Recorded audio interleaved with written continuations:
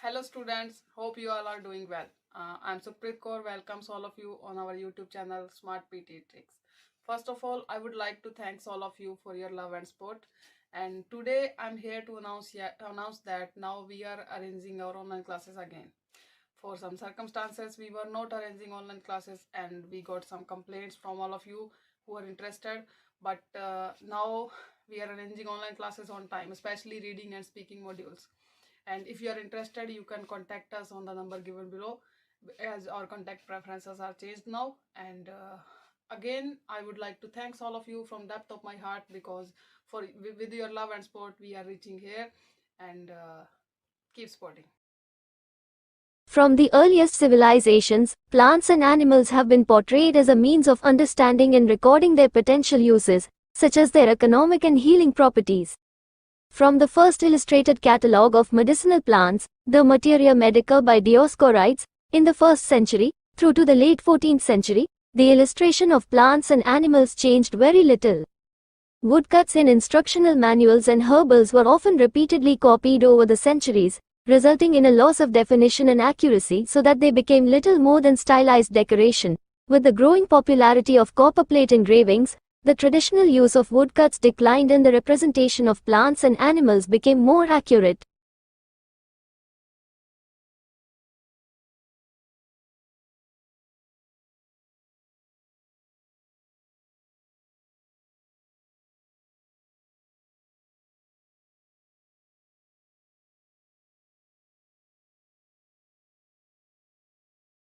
The supply of a thing, in the phrase, supply and demand, is the amount that will be offered for sale at each of a series of prices.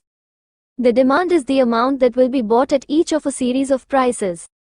The principle that value depends on supply and demand means that in the case of nearly every commodity, more will be bought if the price is lowered, less will be bought if the price is raised.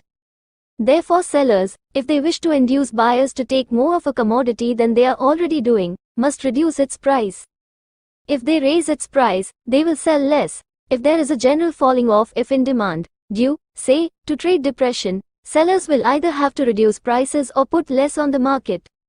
They will not be able to sell the same amount at the same price. Similarly with supply, at a certain price a certain amount will be offered for sale, at a higher price more will be offered, at a lower price less. If consumers want more, they must offer a higher price. If they want less, they will probably be able to force prices down. That is the first result of a change in demand or supply.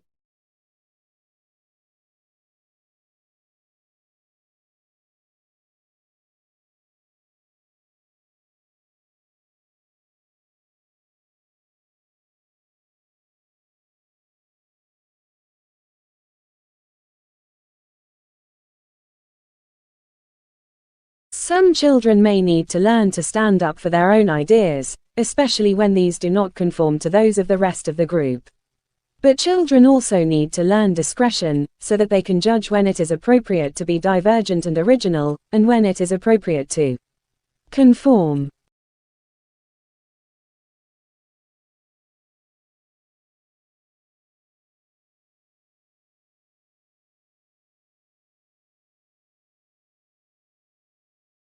The creative process is fun, it should not be taken too seriously. Creativity may seem like a fun, self-indulgent activity to counteract the more serious work of the classroom. But the creative process presents many challenges. It requires concentration, persistence and determination to succeed. It may in fact be a frustrating and difficult process. Creativity deserves to be taken seriously.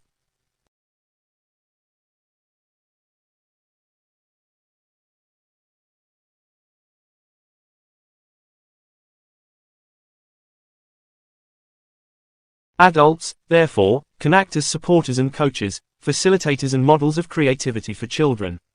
But on the other hand, adults also have the potential to stifle opportunities for creativity by being overly didactic or prescriptive. They can limit creativity by discouraging fantasy or by having low expectations about what young children are able to achieve.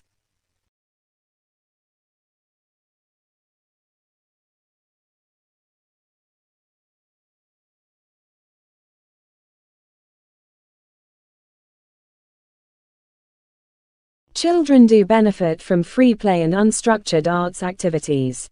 But left entirely to their own devices, children's play and artwork can become routine and repetitive. Children need stimulation and creative problems to solve. Adults can help children to develop their creative skills through play.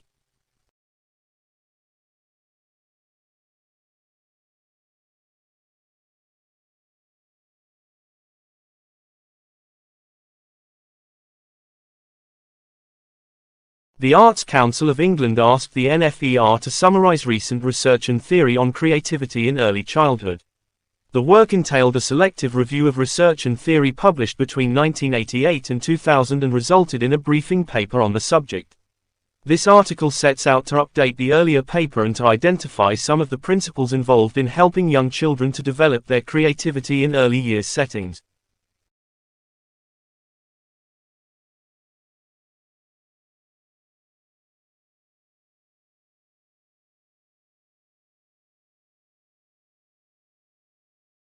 Children find it easy to transfer learning from one domain to another. All the evidence shows that most children find it very difficult to transfer learning from one area to another. Knowledge and skills are so context-specific that children may simply fail to recognize that something they had already learned can be applied to a new situation. Adults can help children to make the connection.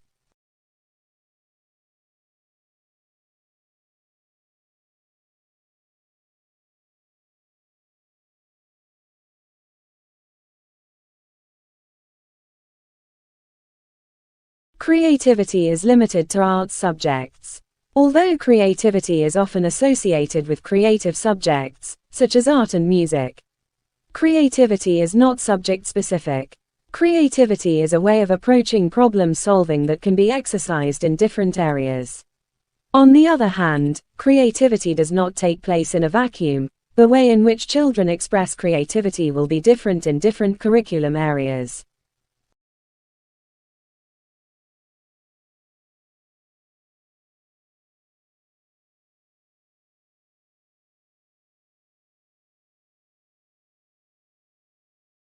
There is a balance to be struck here, because insisting on extensive knowledge and skill development can be stultifying.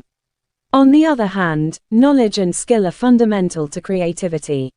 Existing knowledge of the world is a starting point for young children's play.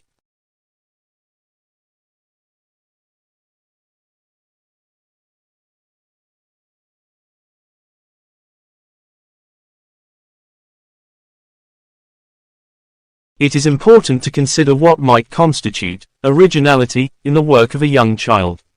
After all, only a child prodigy could be expected to come up with something new and valuable to society. Instead, each child's creative abilities can be related to his/her personal stage of development. For example, a young child's work may be adaptive and original for that particular child and/or in relation to children in their class or age group.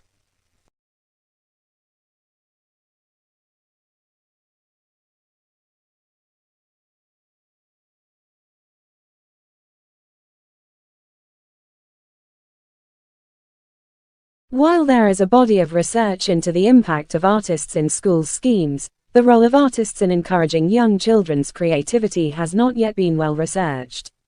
In other words, although the involvement of professional artists and creative workers has considerable potential to be helpful, we do not have research evidence to say what kinds of involvement may have the greatest impact on creativity.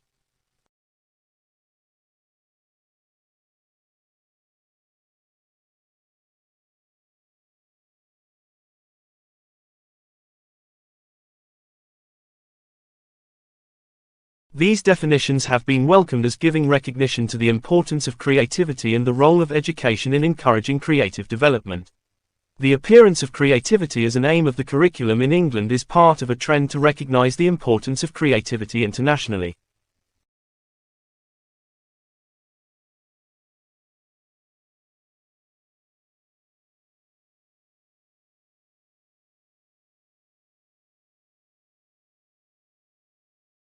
Cultivating a strong feeling of community within the learning environment.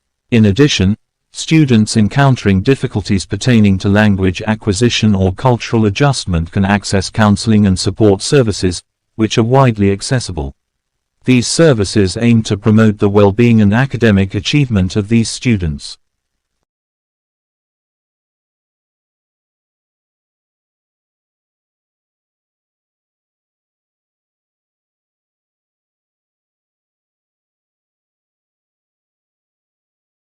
Creativity is another term that people attach word meanings to, but it can be difficult to define concisely into a single definition as the depth of understanding behind it is more complex. As thought-provokingly suggests, the lens in which creativity is viewed is always evolving depending on societal or cultural changes. Therefore, answering, "What is creativity?" may reflect what is valuable or relevant in that moment in time to the people or persons.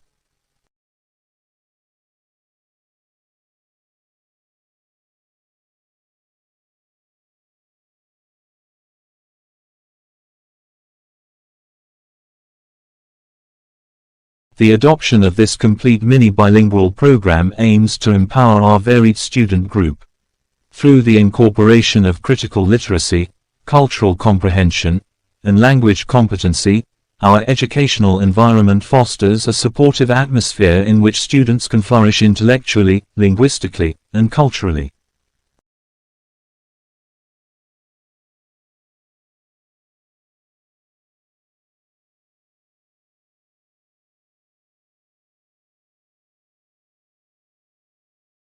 Teaching and learning has the opportunity to explore more deeply into a subject which enables children to be more inquisitive through questioning and personal inquiry from the theme. This is a new journey for the school and we are truly still at the start of it. Nevertheless, there is a sense of freedom to explore creativity within the classroom.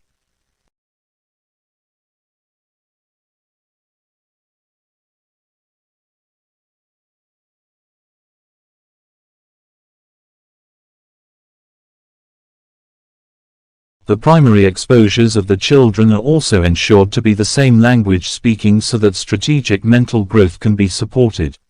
In the case of bilingual language and education, the families have the role of motivating the child for new learning processes. The development of a child's approach towards learning and the development of bilingual education is dependent on the scale to which the parents and the communities are influenced by a language.